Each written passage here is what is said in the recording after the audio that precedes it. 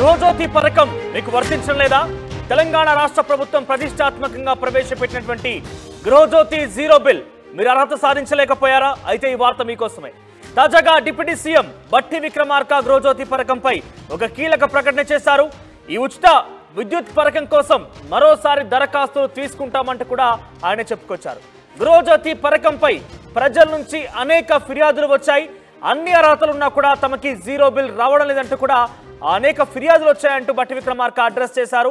అయితే ఈ విషయంపై అటు ప్రతిపక్షాలు కూడా పెద్ద ఎత్తున మండిపడుతున్నాయి. ప్రతిపక్షాలు కూడా అనేక ఆరోపణలు చేస్తున్నాయి. సో ప్రభుత్వం ఒక నిర్ణయానికి వచ్చింది. గృహజ్యోతి పథకం అమలు తీరుని మరోసారి దరఖాస్తులు తీసుకునేందుకు నిర్ణయం తీసుకుంది. ఎవరికైతే అన్ని అర్హతలు ఉన్నప్పటికీ గృహజ్యోతి పథకం వర్తించడం లేదో వారంతా తిరిగి గృహజ్యోతి పథకం కోసం దరఖాస్తు చేసుకోవచ్చు. ఈ దరఖాస్తులు మున్సిపల్ కార్యాలయాల్లో ఎంపీడీఓ ఆఫీసుల్లో కూడా దరఖాస్తులు చేసుకునే రకంగా అందరికీ అందుబాటులోకి తీసుకొస్తామంటూ బట్టి విక్రమార్క కీలక ప్రకటన చేశారు. సో మీరు కనుక అన్ని అర్హతల నుండి గృహజ్యోతి పథకం కనుక వర్తించకపోతే వెంటనే ఎంపీడీఓ కార్యాలయం లేదా మున్సిపల్ కార్యాలయాల్లో మీ యొక్క దరఖాస్తుని తిరిగి చేసుకుంటే కనుక గృహజ్యోతి పథకం మీకు అమలవుతున్నట్టుగా బట్టి విక్రమార్క చెప్పుకొచ్చారు. ఒకసారి ప్రతినిధి మధు దగ్గరికి వెళ్దాం. ఎస్ మధు, సో చాలా వరకు అవకతవకలు అయితే ఉన్నాయి. ఆ పథకానికి సంబంధించి చాలా మందికి అన్ని అర్హతలు ఉన్నా కూడా వాళ్ళు ఈ యొక్క పథకాన్ని నుంచి లబ్ధి పొందలేకపోతున్నారు. సో ఎటుకెలకు బట్టి విక్రమార్క చేసిన కీలక ప్రకటన చూసాం మనం. సో ఎప్పటి నుంచి ఇది అమల్లోకి రాబోతోంది, తిరిగి ఎప్పటి నుంచి దరఖాస్తు తీసుకునే అవకాశం ఉంది? ఎగ్జాక్ట్లీ, చాలా ప్రతిష్టాత్మకంగా తీసుకున్నటువంటి పథకాలలో గృహజ్యోతి కూడా ఒకటి. ఎందుకంటే ముఖ్యంగా పేద వర్గాలని బీపీఎల్ బిలో పావర్టీ లైన్ ఉన్నటువంటి వారిని దృష్టిలో పెట్టుకొని వారికి ఉచిత విద్యుత్ అందించాలి అనేటువంటిది ప్రభుత్వం తీసుకున్నటువంటి నిర్ణయం. అది 200 యూనిట్ల లోపు కాల్చేటువంటి వారి కోసం.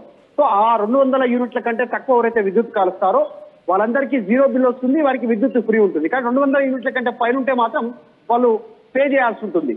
సో అది తీసుకున్నటువంటి నిర్ణయంలో ప్రభుత్వం ఫిబ్రవరి తర్వాత ప్రారంభించినటువంటి ఈ స్కీమ్ లో అనేక ఇబ్బందులు, సాంకేతిక సమస్యలు వస్తా ఉన్నాయి. అంటే 200 యూనిట్లకు సంబంధించి ప్రభుత్వం తీసుకున్నటువంటి స్కీమ్ కి ఎలిజిబిలిటీ ఉన్నా వారికి జీరో బిల్ రావట్లేదు. వాళ్ళు అప్పటి నుంచి పథకం అమలు చేస్తున్నప్పటి నుంచి కూడా కంటిన్యూగా వాళ్ళు బిల్ పే చేస్తా ఉన్నారు. అసహనం ఉంది, చాలా ఫిర్యాదులు వస్తున్నాయి. ముఖ్యంగా కాంగ్రెస్ సంబంధించిన నాయకులకు, ఇటు ఎమ్మెల్యేలకు కానీ క్షేత్రస్థాయిలో నాయకులకు ఇది ప్రజల నుంచి ఆగ్రహాన్ని ఎదుర్కోవాల్సినటువంటి పరిస్థితులు వచ్చాయి. దానిపైన ప్రభుత్వం సమీక్ష చేయడానికి నిర్ణయం తీసుకుంది. దాంట్లో భాగంగా ఈరోజు విద్యుత్ శాఖ మంత్రి at the same time deputy CM కూడా బట్టి విక్రమార్క దీనిపైన ఒక కీలక ప్రకటన అయితే చేశారు. త్వరలోనే ఈ పథకానికి సంబంధించి మరొకసారి దరఖాస్తుల స్వీకరణ తీసుకుంటాం, ప్రజల నుంచి వస్తున్న ఫిర్యాదులను పరిష్కరించేటువంటి దిశగా నిర్ణయం తీసుకుంటామంటూ చెప్పారు. ఈ నిర్ణయానికి సంబంధించి ఎంపీడీఓ కార్యాలయాలు కానీ మున్సిపల్ కార్యాలయాల్లో కూడా దరఖాస్తులు ఇవ్వాలి, అక్కడి నుంచి సాల్వ్ చేసే ప్రయత్నం చేస్తామనేటువంటి ఒక కీలక అప్డేట్ గా చూడాల్సినటువంటి అవసరం ఉంది.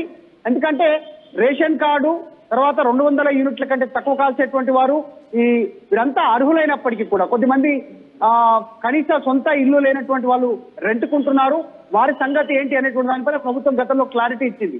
సొంత ఇల్లు, సొంత నివాసం ఉండి మీకు ఈ 200 యూనిట్ల లోపు కరెంటు కాలుస్తే మాత్రమే అని చెప్పారు. రెంటింట్లకు దీనికి వర్తింపు లేదని తెలిసిందడంతో ఇంకా కొన్ని ప్రాంతాల్లో కరెంటు వినియోగిస్తున్నటువంటి వాళ్ళు బీపీఎల్ సంబంధించినటువంటి కార్డు ఉన్నటువంటి వారందరూ కూడా ఈ సమస్యలు ఏమైనా తలెత్తి వారికి ఇప్పటివరకు జీరో బిల్ రాకపోతే త్వరలో వారు అర్హులయ్యేటువంటి అవకాశం ఉంది. మరొకసారి అవకాశం అప్లై చేసుకోవడానికి అవకాశం ప్రభుత్వం కల్పిస్తోంది. గతంలో మనోజ్, ముఖ్యమంత్రి రేవంత్ రెడ్డి ఇది నిరంతర ప్రక్రియ, కేవలం కొన్ని రోజుల వరకు అప్లికేషన్లు తీసుకొని ఇక్కడితో స్టాప్ చేయడానికి ప్రభుత్వం సిద్ధంగా లేదు.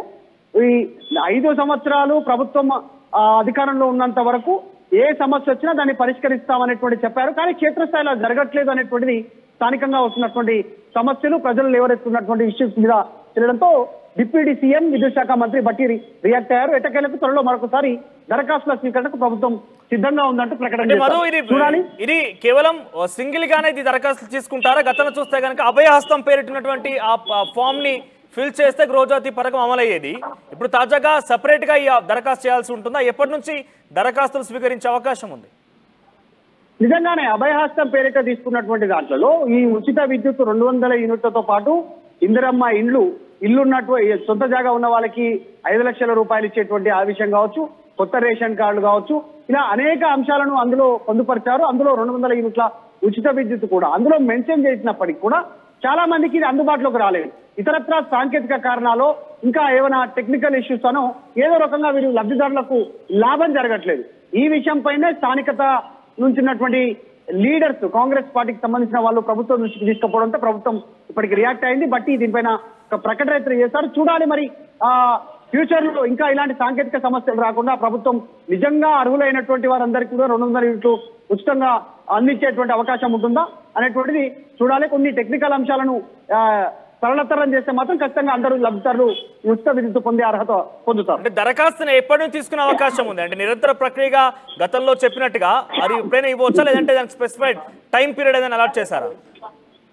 ఎగ్జాక్ట్ అంటే ఇంత ముందుకు డైరెక్ట్ గా రాష్ట్ర ముఖ్యమంత్రి చెప్పారు, ఇది నిరంతర ప్రక్రియ అనేటువంటిది. కేవలం ఇక్కడితో ఒక డేట్ నుంచి ఒక డేట్ కు ముగియదు ఈ దరఖాస్తుల స్వీకరణ అనేటువంటిది ప్రకటన చేశారు. కానీ క్షేత్రస్థాయిలో జరగట్లేదు. మనం ఈ అంశాన్నే సాల్వ్ చేసేటువంటి దిశగా బట్టి ప్రకటన మనం చూడాల్సినటువంటి అవసరం ఉంది. ఇప్పుడు లేటెస్ట్ గా రైతు రుణమాఫీకి సంబంధించిన అంశం కూడా అందులోనే చూడాలి. అనేక అంశాలు, ఒక్క పథకం కాదు, ప్రభుత్వం తీసుకున్నటువంటి ఉచిత పథకాలు, ప్రభుత్వం తీసుకున్నటువంటి కీలకమైనటువంటి పథకాలు ఏవైతే ఉన్నాయో వాటన్నిటిలో కేవలం ప్రకటనలకు మాత్రమే చెప్తా ఉన్నారు ముఖ్యమంత్రి కానీ, మంత్రులు కానీ, ఇతరత్రా కానీ. క్షేత్రస్థాయిలో ఇంప్లిమెంటేషన్ జరగట్లేదు. నిరంతర ప్రక్రియ అని చెప్తున్నారు కానీ ఇప్పుడు ఉచిత విద్యుత్ చూస్తే అదే చాలా స్పష్టంగా కనిపిస్తుంది. అభయహస్తంలో అప్లై చేసుకున్నటువంటి వారందరికీ ఉచితంగా 200 యూనిట్లు ఎలిజిబిలిటీ ఉన్న వారికి ఇస్తామనగా అది క్షేత్రస్థాయిలో ఇంప్లిమెంట్ కావట్లేదు. ఆగ్రహం వ్యక్తం అవుతుంది ప్రజల నుంచి. దాన్ని సాల్వ్ చేయడానికి ప్రభుత్వం నిర్ణయం తీసుకుంటుంది. ఇది ఎప్పటి వరకు తీసుకుంటారు? ఇప్పుడు నిర్ణయం గతంలో తీసుకున్నట్టు అభయహస్తం పేరిట ఒక్కసారి అప్లికేషన్ ఇప్పుడు ఎంపీడీఓ కార్యాలయాలు కావచ్చు, మున్సిపాలిటీ కార్యాలయాలు కావచ్చు తీసుకొని క్లోజ్ చేస్తారా? దీనికి కట్ ఆఫ్ డేట్ ఏమైనా ఉంటుందా? ఇది నిరంతరంగా ప్రక్రియ కొనసాగే అవకాశం ఉంటుందా చూడాలి. ప్రభుత్వం దానిపైన ఇంకా గైడ్లైన్స్ విడుదల చేయలేదు. Right, thank you Madhu. So మొత్తం మీద గృహజ్యోతి పథకం తెలంగాణ రాష్ట్ర ప్రభుత్వం 6 గ్యారెంటీల్లో చాలా కీలకంగా కాంగ్రెస్ పార్టీ గతంలో మెన్షన్ చేసినటువంటి అంశం గృహజ్యోతి పథకం ఒకటే. గృహజ్యోతి ద్వారా అర్హులైనటువంటి ప్రతి కుటుంబానికి కూడా 200 యూనిట్ల ఉచిత విద్యుత్ పంపిణీ అనేది జరుగుతుంది. సో జీరో బిల్ అనేది రేజ్ అవుతుంది. అయితే దీంట్లో అది అమలు చేసినప్పటికీ, ఆల్రెడీ అమలు చేసినప్పటికీ చాలా వరకు అవకతవకలు ఎదురవుతున్నాయి రాష్ట్ర ప్రభుత్వానికి. చాలా మంది కూడా ఫిర్యాదులు చేస్తున్నారు. తమకి అన్ని రకాల అర్హతలు ఉన్నప్పటికీ కూడా గృహజ్యోతి పథకం అమలు కావడం లేదు, తమకు జీరో బిల్ రావడం లేదంటూ కూడా పెద్ద ఎత్తున కంప్లైంట్స్ వస్తున్నాయి. కానీ ఈ కంప్లైంట్స్ని సవరించడానికి పూర్తి స్థాయిలో క్షేత్రస్థాయిలో మాత్రం అంత మేర అటు ఎంపీడీఓ కార్యాలయంలో దరఖాస్తులు వచ్చినా, మున్సిపల్ కార్య దరఖాస్తులు వచ్చినా కూడా అది క్షేత్రస్థాయిలో పరిశీలనకు వచ్చి సమస్య మాత్రం పరిష్కారం కావడం లేదు. పైగా అటు ప్రతిపక్షాలు కూడా పెద్ద ఎత్తున దుమ్మెత్తిపోస్తున్నాయి, ప్రతిపక్షాలు కూడా విమర్శలు గుప్పిస్తున్నాయి. ఈ నేపథ్యంలోనే బట్టి విక్రమార్క ఈరోజు ఒక సెన్సేషన్ కామెంట్ చేశారు. తిరిగి మరొకసారి దరఖాస్తు తీసుకుంటాం, దరఖాస్తులు స్వీకరిస్తాం. ఎంపీడీఓ కార్యాలయాల్లో, మున్సిపల్ కార్యాలయాల్లో మీరు అన్ని అర్హతలు కనుక సాధించి ఉంటే గృహజ్యోతి పథకం కోసం మీరు దరఖాస్తు చేసుకోవచ్చు అన్నట్టుగా బట్టి విక్రమార్క మాట్లాడుకొచ్చారు. అయితే గతంలో అభయహస్తం ఫారాల ద్వారానే గృహజ్యోతి పథకాన్ని కూడా దరఖాస్తు చేసుకునేవారు.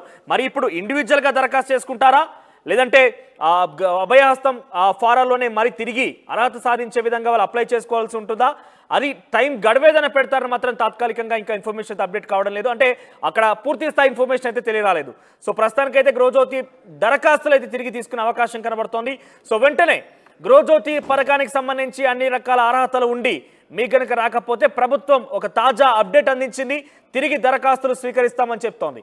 ఇంకా ఏదైనా మీ దృష్టిలో కనుక సమస్యలు ఉంటే ప్రభుత్వానికి మీ యొక్క సలహా సూచనలు చేయాలనుకుంటే మీ అభిప్రాయాన్ని కామెంట్ రూపంలో తెలియజేసే ప్రయత్నం చేయండి.